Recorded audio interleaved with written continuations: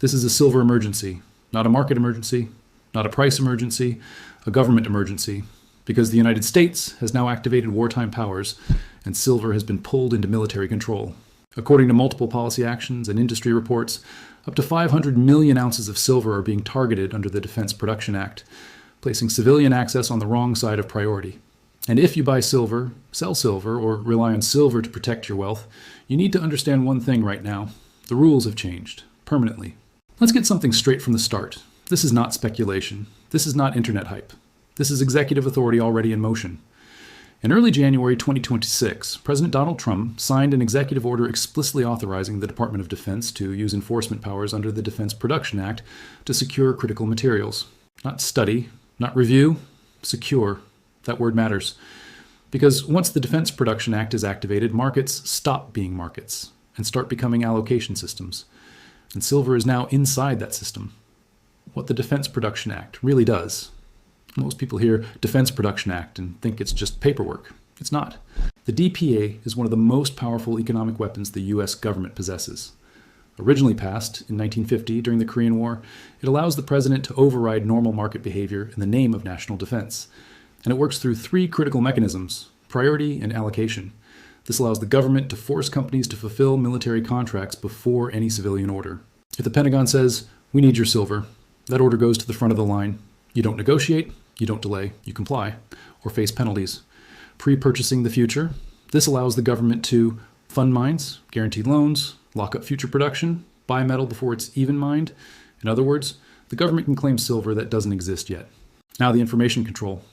This allows the government to demand detailed disclosures from private companies, inventory levels, storage locations, customers' capacity, and saying no is not an option. Together, these powers give Washington command authority over supply. Now, why silver was targeted? Now here's the question most people ask. Why silver? Why not oil? Why not copper? Why not rare earths? The answer is brutal. Silver is embedded in every advanced military system: missiles, jets, submarines, satellites, drones, electronic warfare, nuclear systems. Silver is used because it conducts electricity better than anything else. And in modern warfare, electronics are the weapon. And here's the critical vulnerability. The United States has no strategic silver stockpile. None.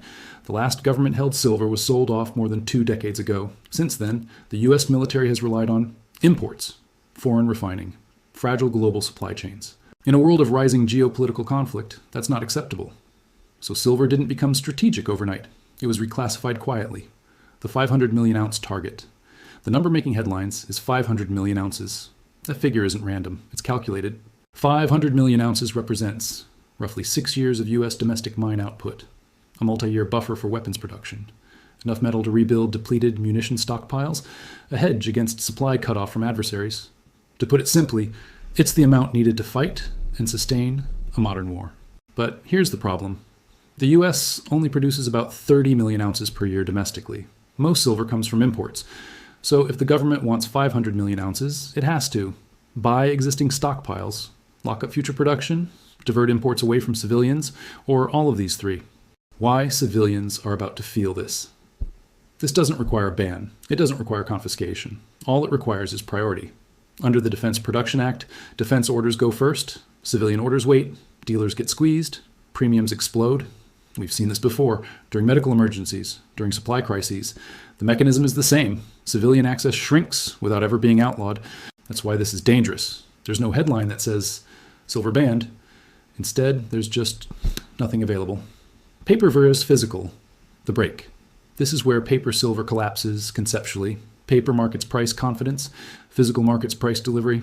Once the government steps in as a priority buyer, paper contracts can be cash settled. Physical delivery gets restricted, the two prices separate. This is how you get $110 spot, $140 plus physical empty dealer shelves, not manipulation, allocation. What dealers are seeing right now behind the scenes, dealers are already feeling it. Inventory outages, delayed restocks, bulk inquiries from unknown institutional buyers. Some wholesalers have reportedly frozen buying, not because of demand, but because their legal teams are preparing for priority-rated government orders. That's not retail panic. That's supply being rerouted. Now look into the past. Whenever emergency powers are used, history matters. In 1933, the U.S. used emergency authority to control gold. This is not the same situation. But the legal architecture still exists. Declared emergencies, broad executive powers, economic stabilization authority. No one is saying agents will knock on doors. What's more likely is incentivized buybacks, restricted sales, gradual pressure to sell. Control doesn't need force when economics does the work. 3 scenarios from here.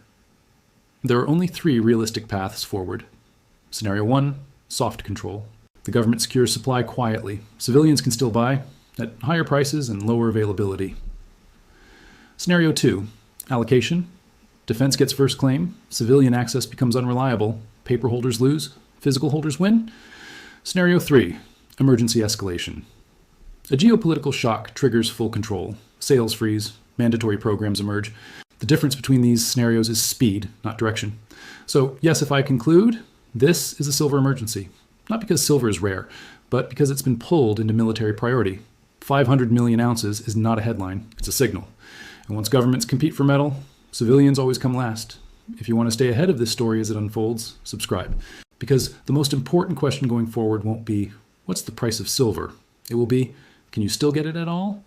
If you enjoyed this video, don't forget to subscribe for more content like this.